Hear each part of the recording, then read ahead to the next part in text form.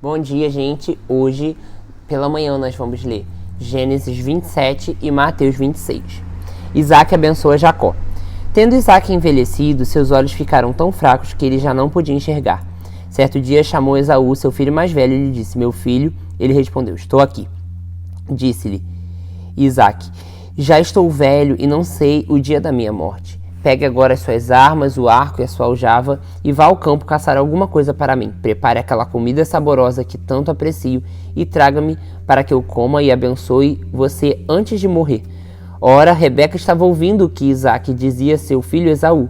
Quando Esaú saiu ao campo para caçar, Rebeca disse ao seu filho Jacó: Ouvi seu pai dizer ao seu irmão Esaú: Traga alguma caça para mim e prepare uma comida saborosa para que eu coma e o abençoe na presença do Senhor antes de morrer. Agora, meu filho, ouça bem e faça o que eu ordeno. Vá ao rebanho e traga 2 cabritos escolhidos, para que eu prepare uma comida saborosa para seu pai, como ele aprecia. Leve-a então a seu pai, para que ele coma e abençoe antes de morrer. Disse Jacó a Rebeca, sua mãe: Mas o meu irmão Esaú é homem peludo, e eu tenho a pele lisa. E se meu pai me apalpar, vai parecer que eu estou tentando enganá-lo, fazendo-o de tolo, e em vez de bênção, trarei sobre mim a maldição. Disse-lhe sua mãe: Caia sobre mim a maldição, meu filho. Faça apenas o que eu digo. Vá e traga-os para mim. Então ele foi, apanhou os 2 e trouxe. Ela preparou uma comida saborosa como seu pai apreciava. Rebeca pegou as melhores roupas de Esaú, seu filho mais velho, roupas que tinha em casa, e cobriu Jacó também com pelos dos cabritos nas suas mãos e no seu pescoço. E por fim entregou a Jacó a refeição saborosa e o pão que tinha feito. Ele se dirigiu ao seu pai e disse: Meu pai. Respondeu ele: Sim, meu filho, quem é você? Jacó disse a seu pai: Sou Esaú, seu filho mais velho. Fiz como o Senhor me disse, agora sente-se e coma o que cacei para que me abençoe. Isaac perguntou ao seu filho: Como encontrou uma caça tão depressa? Ele respondeu: O Senhor, o seu Deus, a colocou no meu caminho.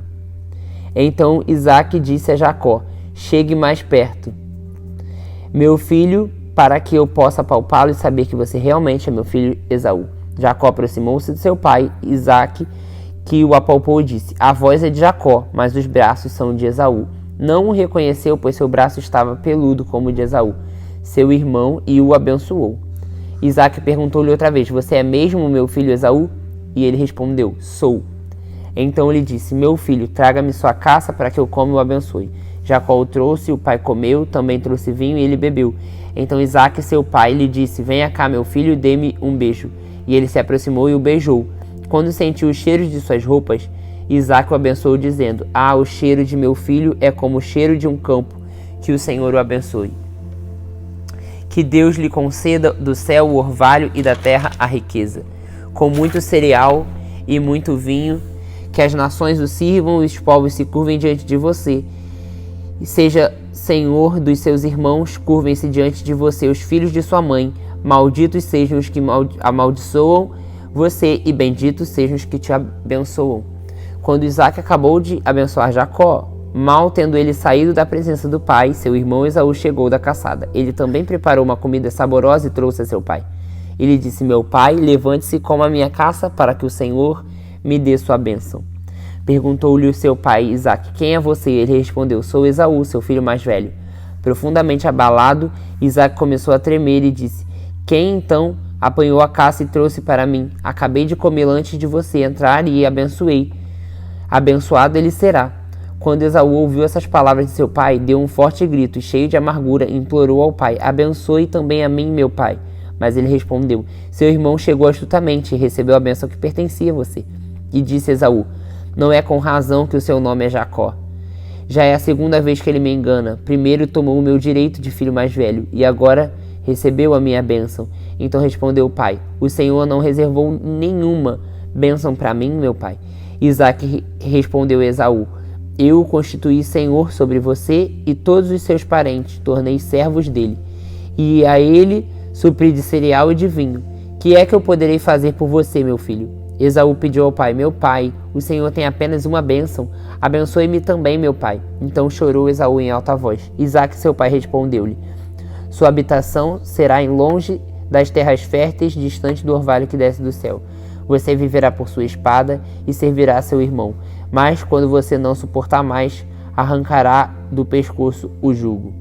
Esaú guardou rancor contra Jacó por causa das bênçãos que seu pai lhe dera, e disse a si mesmo: os dias de luto pela morte de meu pai estão próximos, então matarei o meu irmão. Quando contaram a Rebeca o que seu filho Esaú dissera, ela mandou chamar Jacó, seu filho mais novo, e disse: Esaú está consolado com a ideia de te matar. Ouça, pois o que eu digo, meu filho, e fuja imediatamente para a casa do meu irmão Labão em Harã. Fique com ele algum tempo até que passe o furor do seu irmão. Quando seu irmão não estiver mais irado contra você e esquecer o que você lhe fez, mandarei buscá-lo. Por que perderia eu vocês dois num dia só? Então Rebeca disse a Isaque: estou desgostosa da vida por causa dessas mulheres hititas. Se Jacó escolher uma esposa entre as mulheres dessa terra, entre mulheres hititas como estas, perderei a razão de viver.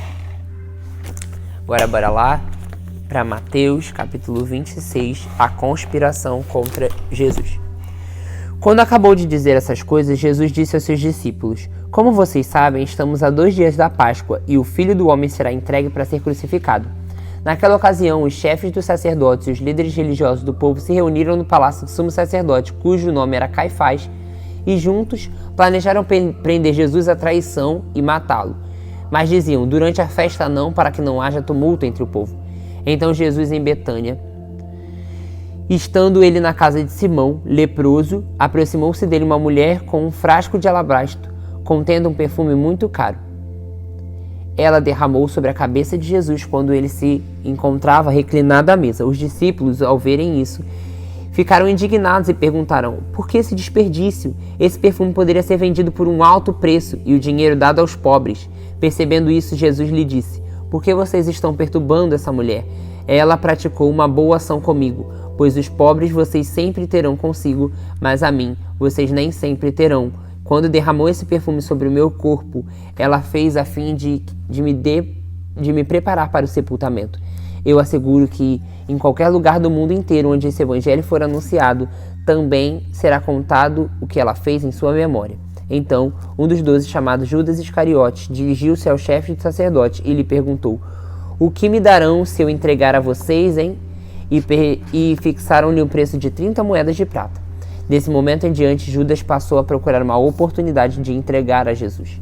No primeiro dia da festa dos pães sem fermento, os discípulos dirigiram-se a Jesus e perguntaram: onde queres que preparemos a refeição da Páscoa? Ele respondeu, dizendo que entrassem na cidade e procurassem um certo homem e lhe dissessem: o mestre diz, o meu tempo está próximo, vou celebrar a Páscoa com meus discípulos em sua casa. Os discípulos fizeram como Jesus o havia instruído e prepararam a Páscoa.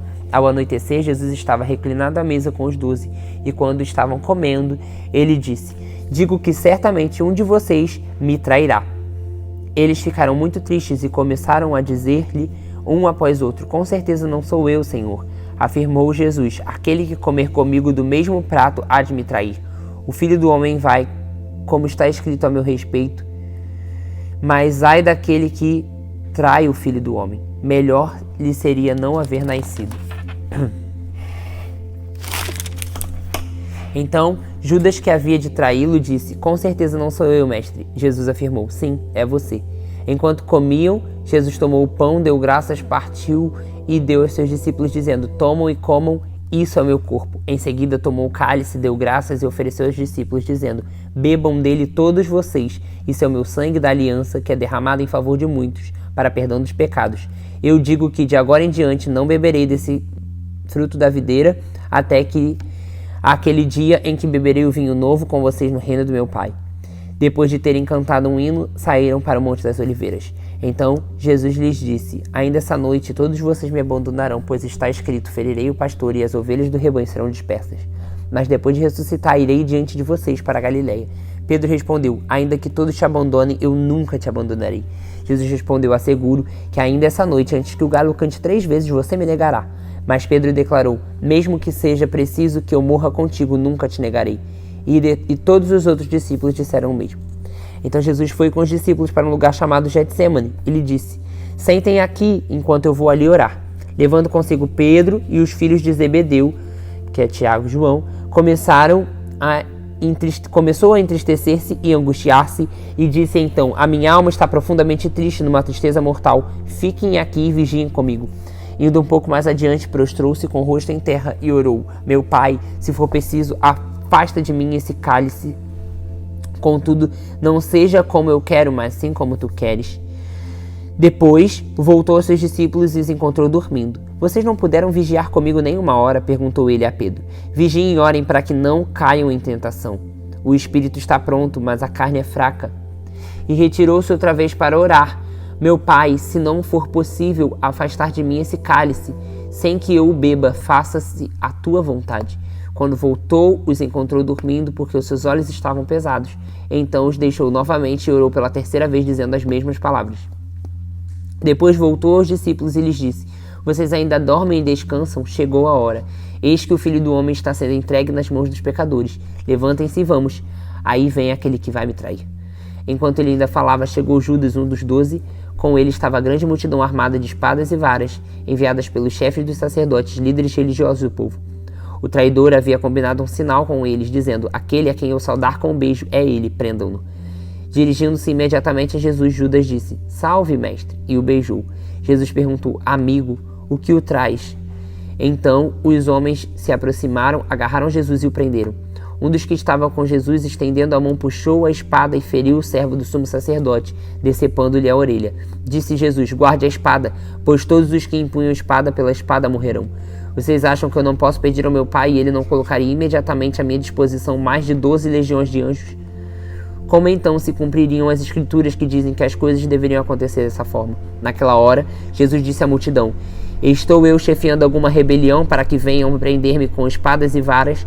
Todos os dias eu estive ensinando no templo e vocês não me prenderam. Mas tudo isso aconteceu para que se cumprissem as escrituras dos profetas. Então todos os discípulos o abandonaram e fugiram. Os que prenderam Jesus o levaram a Caifás, o sumo sacerdote, em cuja casa se haviam reunido os mestres da lei e os líderes religiosos. E Pedro o seguiu de longe até o pátio do sumo sacerdote.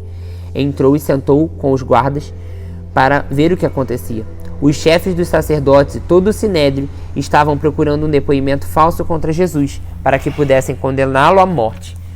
Mas nada encontraram, embora se apresentassem muitas falsas testemunhas. Finalmente, se apresentaram 2, que declararam: esse homem disse que sou capaz de destruir o santuário de Deus e reconstruí-lo em 3 dias. Então o sumo sacerdote levantou-se e disse a Jesus: você não vai responder a essa acusação que estão fazendo contra ti? Mas Jesus permaneceu em silêncio. O sumo sacerdote lhe disse: exijo que você jure pelo Deus vivo. Se você é o Cristo, o Filho de Deus, diga-nos. Tu mesmo disseste, respondeu Jesus. Mas eu digo a vocês todos: chegará o dia em que vereis o Filho do Homem assentado à direita do Poderoso e vindo sobre as nuvens do céu. Foi quando o sumo sacerdote rasgou as próprias vestes e disse: blasfemou, porque precisamos de mais testemunhas. Vocês acabaram de ouvir a blasfêmia. O que acham? É réu de morte, responderam eles. Então alguns cuspiram em seu rosto e lhe deram murros, outros lhes davam tapas e diziam: profetiza-nos, Cristo. Quem foi que bateu em você, hein? Pedro estava sentado no pátio e foi uma criada, aproximando-se dele, e disse: você também estava com Jesus, o Galileu. Mas ele negou diante de todos, dizendo: não sei o que você está falando.